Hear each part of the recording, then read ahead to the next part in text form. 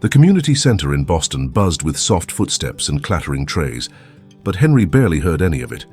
He sat alone near the back wall, gripping a paper cup as the morning light fell over his trembling hands. A volunteer's shadow approached, gentle and steady, stopping right in front of him. When he finally lifted his eyes, the young woman studying him looked strangely familiar. Too familiar. She crouched beside him, her voice a quiet whisper meant only for him.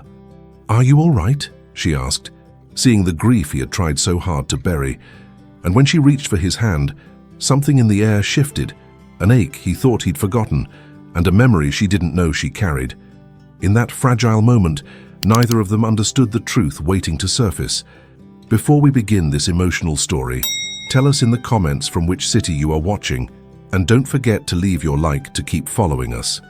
The cold light of a late autumn morning filtered through the tall windows of the community center in Boston. Soft and muted, the kind of light that made dust float like quiet snow. Henry sat alone on a worn armchair near the back wall, his fingers wrapped around a paper cup of lukewarm coffee he had stopped tasting long ago. His shoulders were slightly hunched, the way a man's body slowly folds after carrying years of hidden pain no one else sees. Around him, volunteers moved with soft footsteps, stacking blankets, sorting donated coats, preparing lunch trays for the shelter's afternoon crowd. Their voices blended into a gentle hum that barely reached Henry. He had been coming here for months, not for the food or the warmth, but because silence at home had begun to echo too loudly. A young woman wearing a bright blue volunteer shirt approached slowly, hesitating for a moment as if studying the weight he carried. She had long dark hair tucked behind her ear, and her eyes, tired yet steady, held a tenderness that didn't feel forced. She stopped in front of him, crouching slightly so she could meet his gaze without making him lift his head. "Sir," she said softly, "you look like you could use a break. Mind if I sit?" Henry nodded without looking up fully. "Do whatever you want, kid. It's a free country." His voice had a roughness that wasn't anger, just years of speaking to no one. She sat beside him, careful not to invade his space. For a moment, neither spoke. Only the distant clatter of dishes filled the room. Then she leaned forward, hands clasped together, and said, barely above a whisper, "You're shaking. Are you cold or just overwhelmed?" Her tone wasn't pity. It was recognition, like she knew something about deep trauma too. Henry's breath trembled. He looked down at his hands, surprised to see they truly were shaking. "Just an old man having a rough morning," he murmured. "Happens." When he finally lifted his eyes, hers were already waiting for him, gentle, steady, familiar, in a way that made something inside him lurch. A single tear slipped down her cheek, and she whispered, voice breaking as she reached for his trembling hand, "Don't cry, Dad." Henry froze. The coffee cup nearly slipped from his fingers. The room around him faded into a distant blur, as a memory he had buried for years, of a girl he once lost, surged violently to the surface. Who was she? And how did she know those words? He blinked hard, as if his vision had betrayed him. The young woman didn't move her hand away.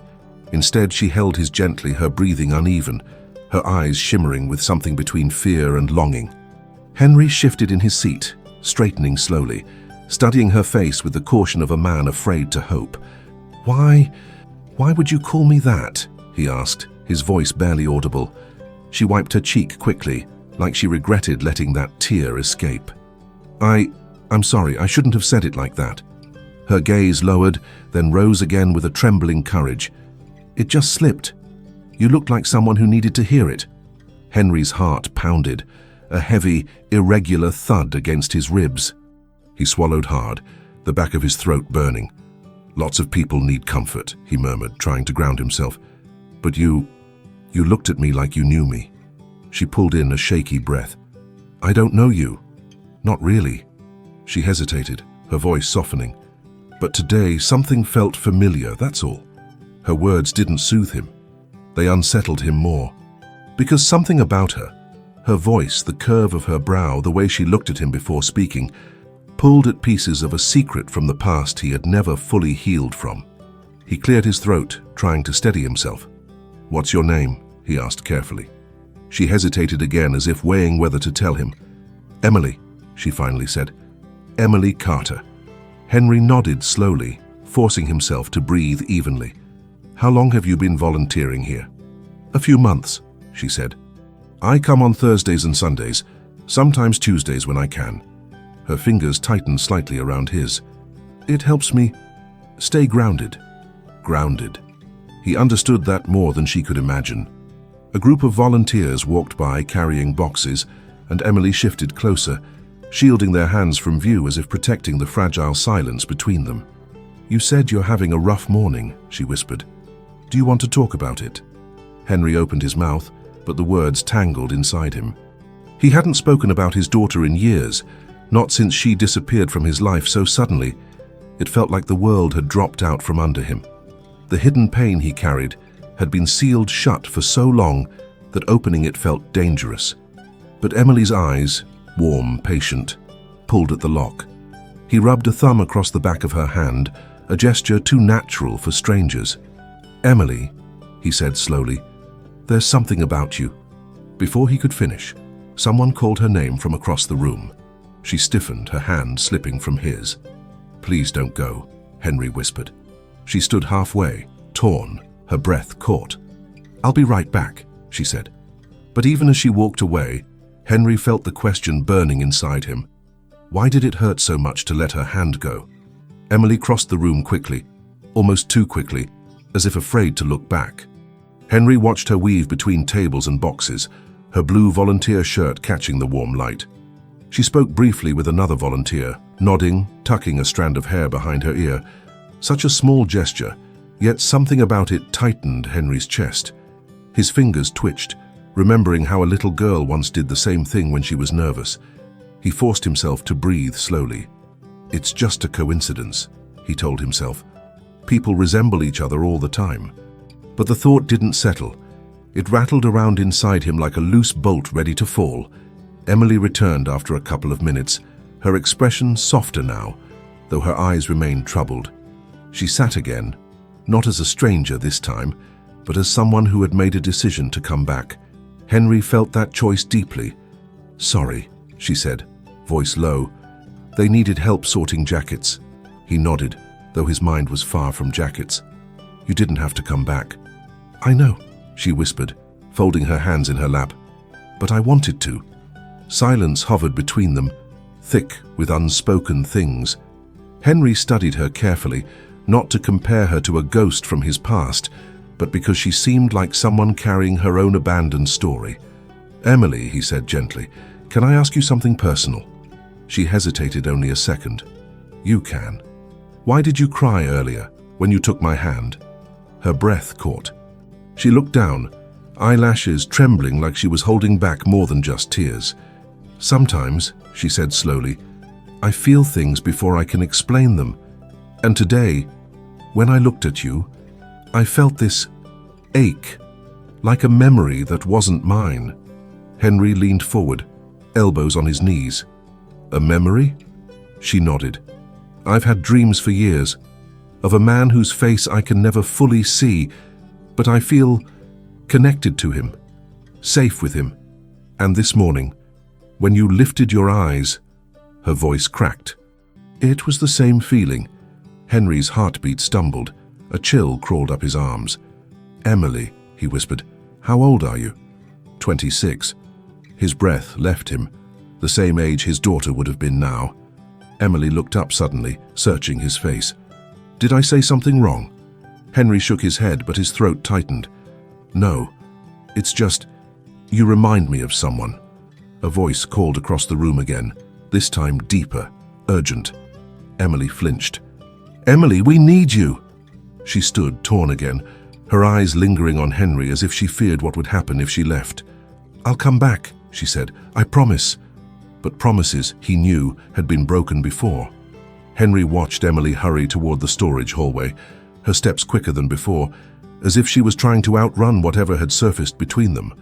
The room felt colder without her nearby. He pressed a hand to his chest, steadying the uneven rhythm of his heartbeat. 26. The number pulsed in his mind like a bruise.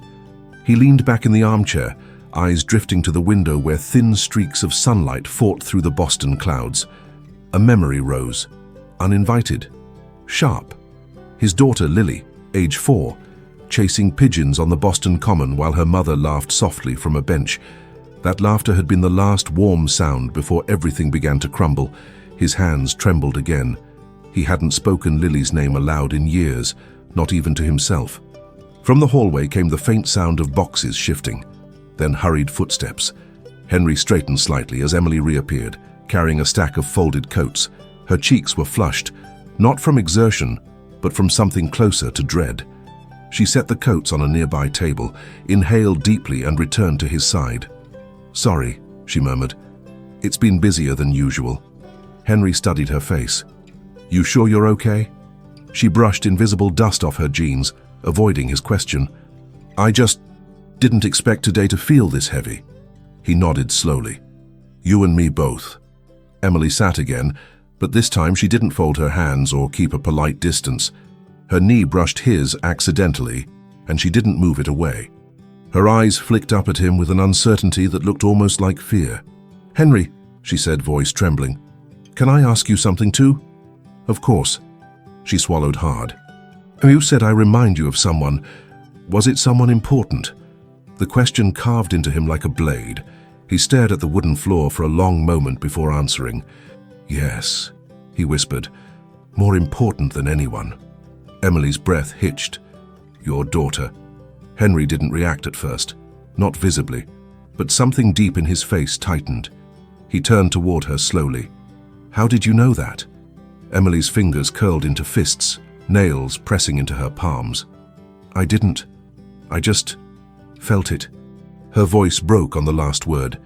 Henry leaned closer, searching her eyes, noticing the subtle quiver of her lower lip, the way she held her breath like someone standing at the edge of a truth she wasn't ready to face. Before he could speak, a sudden crash echoed from the hallway, metal falling, voices shouting. Emily jerked up. "I have to check that." She took one step, then paused, turning back to him with a look that held more questions than she could voice. "Don't go anywhere," she whispered. And Henry, pulse racing, whispered back, "I won't." Henry watched Emily hurry toward the storage hallway, her steps quicker than before, as if she was trying to outrun whatever had surfaced between them. The room felt colder without her nearby. He pressed a hand to his chest, steadying the uneven rhythm of his heartbeat. 26. The number pulsed in his mind like a bruise. He leaned back in the armchair, eyes drifting to the window where thin streaks of sunlight fought through the Boston clouds. A memory rose, uninvited, sharp. His daughter, Lily, age 4, chasing pigeons on the Boston Common while her mother laughed softly from a bench. That laughter had been the last warm sound before everything began to crumble. His hands trembled again.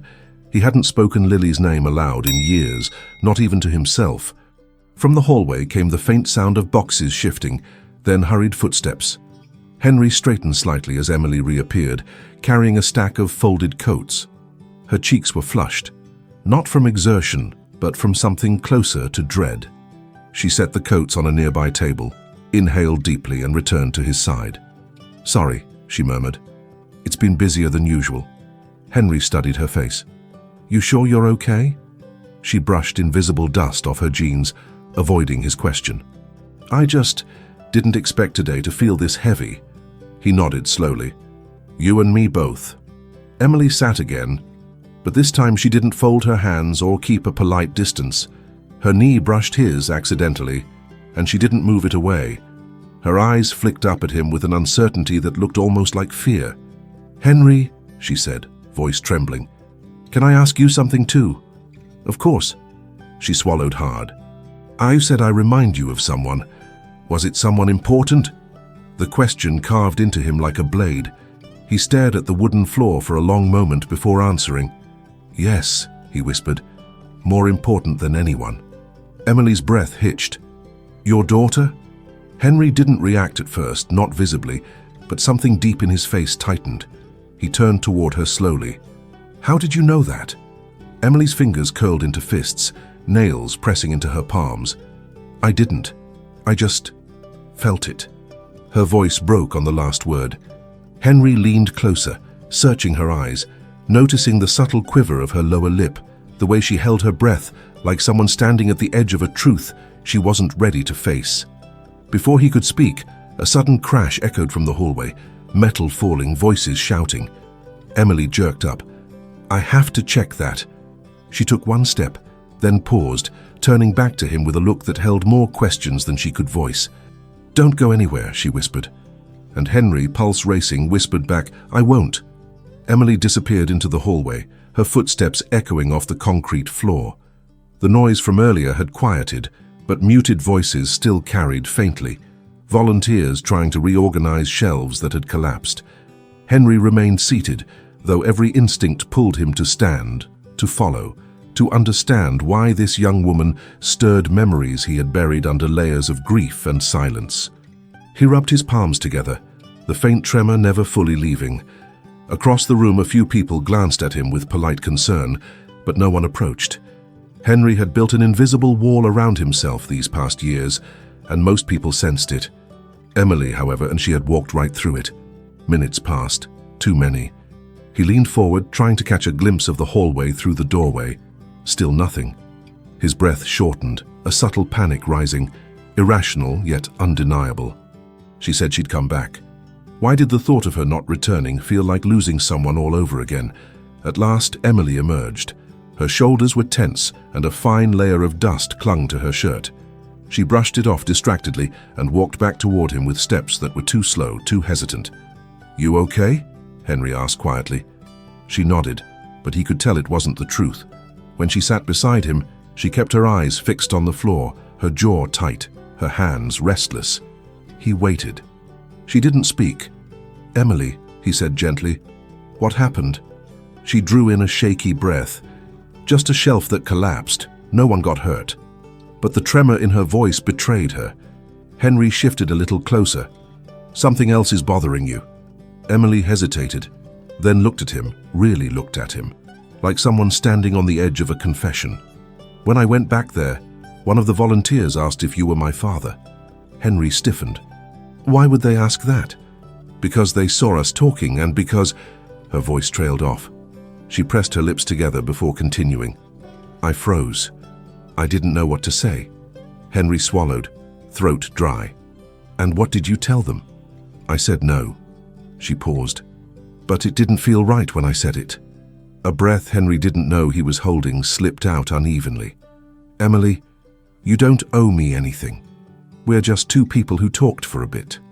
Her eyes softened, filled with something fragile and searching. It didn't feel like just talking. He didn't respond, afraid his voice would betray the storm inside him. Emily reached for the hem of her sleeve, rubbing it nervously. "Henry, can I ask something else?" "Go ahead." "Your daughter—" She paused, gathering courage. "What happened to her? Why did you lose her?" The question landed between them like a stone dropped into deep water, silent at first, then rippling wider and wider. Henry closed his eyes, a long breath leaving him. "I never lost her," he whispered. "She was taken." Emily's breath caught, her hand frozen mid-air, and for the first time, Henry felt the past clawing its way back. Emily didn't speak at first. She sat very still, her breath shallow, as if afraid that any movement might shatter the fragile moment between them. Henry kept his eyes lowered, elbows on his knees, his hands clasped so tightly the knuckles whitened. He hadn't said those words. She was taken, to another human being in more than a decade. When he finally lifted his gaze, Emily was watching him with a quiet intensity, her eyes shining like someone who knew pain intimately and recognized it in others. "Do you want to tell me?" she asked softly. Henry swallowed. The inside of his chest felt raw, scraped open. "It was a custody mess," he said, "a fight that got uglier than it should have. I wasn't perfect. I worked too much. I wasn't there enough. And one day I came home and they were gone." Emily's breath trembled. "Your wife took her." "She wasn't my wife anymore," he corrected, voice cracking. "And she left the state, changed numbers, changed everything. By the time I figured out where she'd gone, they'd moved again." Emily's hands slowly unclenched, fingers trembling as she listened. Her gaze didn't leave him, not even for a second. "What was her name?" she whispered. Henry hesitated. Saying the name out loud felt like opening an old wound with his bare hands. "Lily," he finally said. Her name was Lily. Emily's lips parted, her breath hitching on the smallest sound, almost inaudible, but Henry felt it like a ripple through the air. She looked away quickly, but not fast enough to hide the tear forming in her eye. "Emily." Henry leaned closer. "Did I say something wrong?" She shook her head, wiping under her eye with the back of her hand. "No. Lily is a beautiful name." He studied her face, searching for something he couldn't name. That dream she'd mentioned earlier, the faceless man, echoed faintly in his mind. Was it possible? No. Ridiculous. Yet the thought lingered like a shadow that refused to move. Emily took a slow breath. "Did you ever try to find her? Through records? Or anything?" "I tried everything," Henry murmured. "But years went by. Documents got sealed. Her mother remarried. And I didn't have the money to keep hiring lawyers."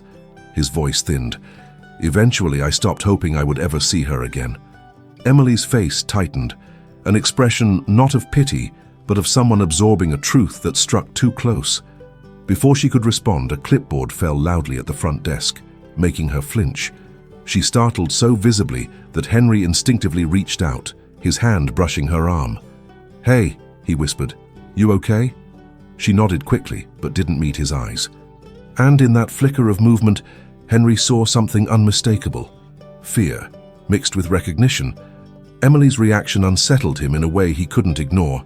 She kept her eyes averted, blinking fast, like someone trying to hide a truth surfacing too quickly. Henry lowered his hand slowly, unsure whether touching her again would calm her or break something fragile between them. "Emily," he murmured, "did I say something that scared you?" She shook her head quickly, too quickly. "No, I just get jumpy sometimes, loud noises." She forced a breath, but it wavered. "It's nothing." But it wasn't nothing. Henry had spent years navigating silence, guilt, and loss. He knew when someone was holding back a story. He leaned back slightly to give her space, though every part of him felt drawn to her. "You don't have to pretend around me," he said gently. "Not here." Emily's shoulders rose and fell in a shaky exhale. She let several seconds pass before answering. "I'm not pretending, I'm just trying to keep it together." Her voice cracked on the last word, and Henry felt something inside him twist. "You've been carrying something heavy for a long time, haven't you?" he asked softly. Emily finally lifted her gaze. Her eyes glistened with a pain she'd been too afraid to name. "I've had questions my entire life," she whispered, "about where I came from, about who I really am. My mom, my adoptive mom, she always avoided the subject. She said the past didn't matter if the present was good." Henry's breath hitched, but he didn't move, afraid any reaction would send her running. "I always felt this emptiness," Emily continued, "like I was missing a piece of myself, like someone should have been there and wasn't." He felt his pulse drum loudly in his ears. "Emily," he whispered, "are you adopted?" She nodded once, slow and deliberate. "I found out when I was 16, but the papers were incomplete, redacted. And when I asked where I was before they got me," she looked down at her hands. No one had answers. Henry's fingers dug into the armrests. Air seemed thinner. Every memory of Lily, her birth, her toddler laugh, the courtrooms, the shouting, the silence after, flooded him in a single wave. Emily's voice softened even further. "Sometimes I wonder if my real father ever looked for me." Henry's world stopped. Emily swallowed, her lips trembling. "And sometimes I wonder if I walked past him once without knowing." Her words hung between them like a thread pulled taut. Henry tried to speak, but his throat locked.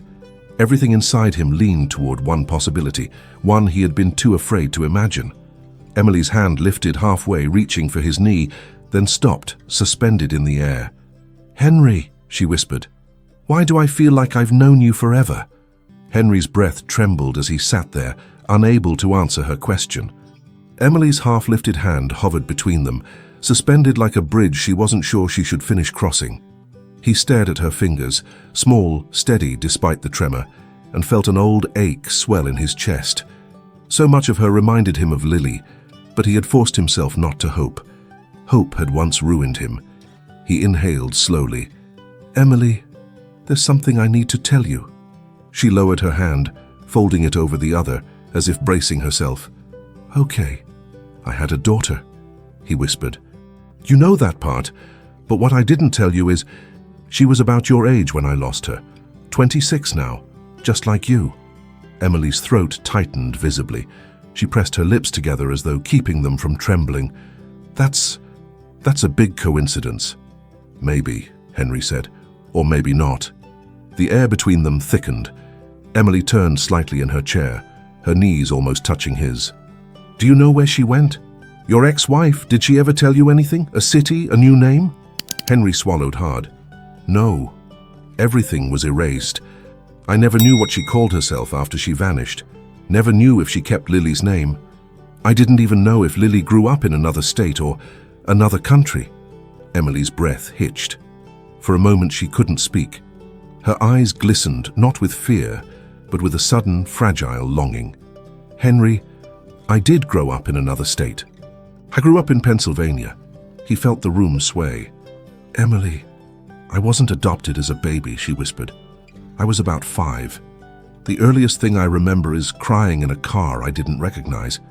A woman I didn't know trying to calm me down. She kept saying, 'You're safe now, sweetheart.'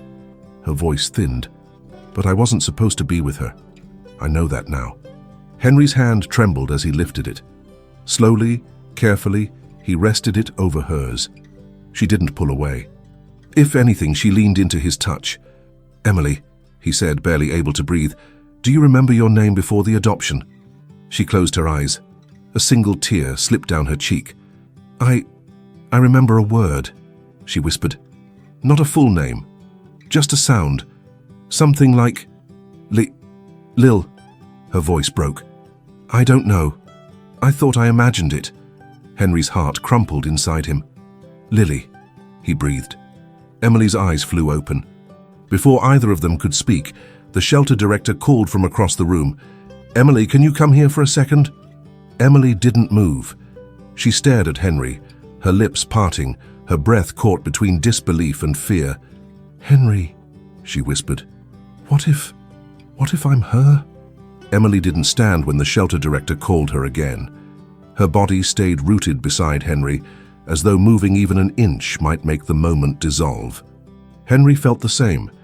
Every second felt fragile, sacred, terrifying.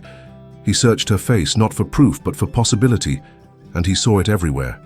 "Emily," he whispered, "come sit closer." She slid her chair toward him until their knees touched. She looked young and lost and brave all at once, like someone standing on the threshold of a truth she had waited her whole life to meet. "What do we do now?" she asked. Henry exhaled a shaky breath. "We take it slowly. We don't jump to conclusions. But we don't run from this either." Emily's fingers curled around his hand. "I don't want to run."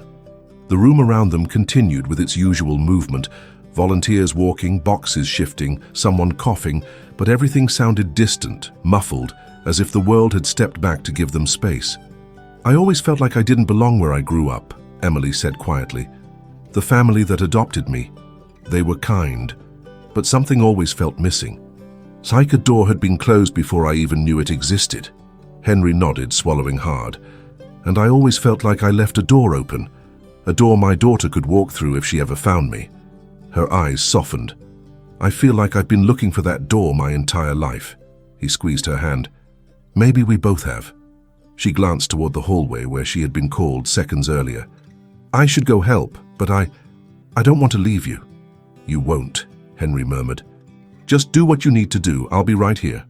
She hesitated, then leaned forward and pressed her forehead gently against his. The contact was brief, trembling, filled with a tenderness neither of them knew how to explain. "I'll be back," she whispered. Henry closed his eyes. "I'll be waiting." She pulled away slowly and stood. But before she took her first step, she reached into her pocket and held out a small object, a silver pendant on a thin chain. The metal caught the light, revealing a worn engraving, scratched, faded, almost invisible. "I've had this since I can remember," she said. "I don't know where it came from." Henry froze, his breath caught, painful and hollow. He knew that pendant. He had bought it for Lily on her 3rd birthday. Emily looked at him, confusion flickering into fear when she saw the shock in his eyes. "Henry," she whispered. "Why do you recognize it?" Henry reached for the pendant with both hands, as if afraid it might vanish before he could touch it. His fingers brushed the cool metal, and a tremor ran through him, sharp, undeniable, almost painful. Emily watched him, her chest rising and falling in quick, uneven breaths. "This," Henry whispered. "Emily, this was Lily's. I gave it to her the morning she turned 3. She wouldn't take it off, not even when she slept." Emily's lips parted, her eyes widening with a fear that wasn't about danger but about truth. "Are you sure?" He turned the pendant over, tracing the faint engraving with his thumb. A tiny lily flower, the petals nearly worn smooth by years of fingers holding it, maybe clinging to it. "I had this made by a jeweler near Quincy Market," he said. "Only one was ever made." Emily's knees weakened. She sat down hard in the chair beside him, her hand flying to her mouth. I don't remember getting it. I don't remember anything before Pennsylvania except blurry moments, crying, voices I didn't know." Henry leaned closer, his voice trembling. "Emily, look at me." She did. Slowly, fearful, hopeful, breaking. "Maybe we still need paperwork," Henry said gently. "Maybe we need records or DNA to confirm it. But this pendant, your age, the dreams, the instincts."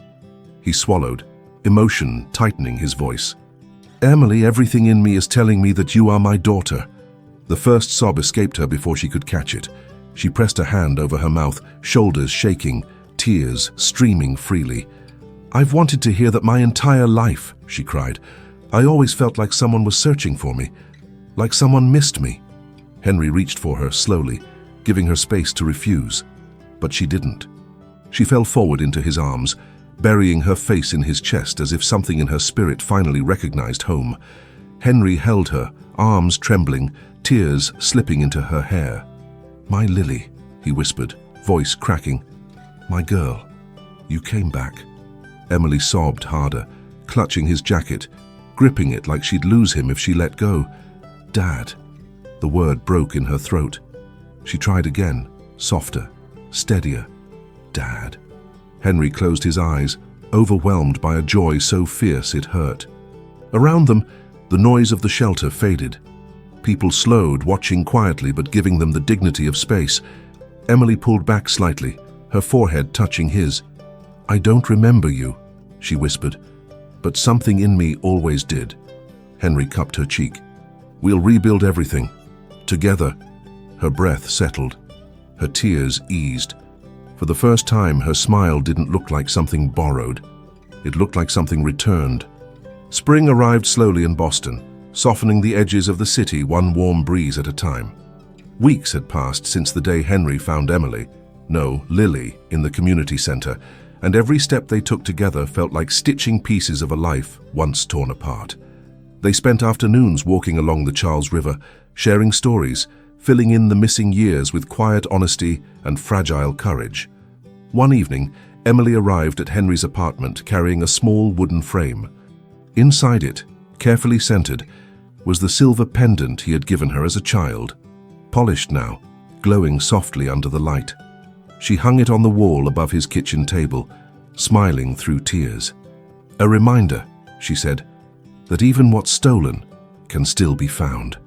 Henry wrapped an arm around her shoulders, feeling the steady warmth of a future no longer lost. And for the first time in decades, his home didn't echo. It breathed. Thank you for staying with us until the end of this heart-touching story. Tell us in the comments which moment touched you the most. Subscribe and turn on the bell to receive more stories that inspire and transform. Leave a like if you believe in the invisible strength of kindness, dignity, and family. And thank you for being part of this community that believes in stories with soul.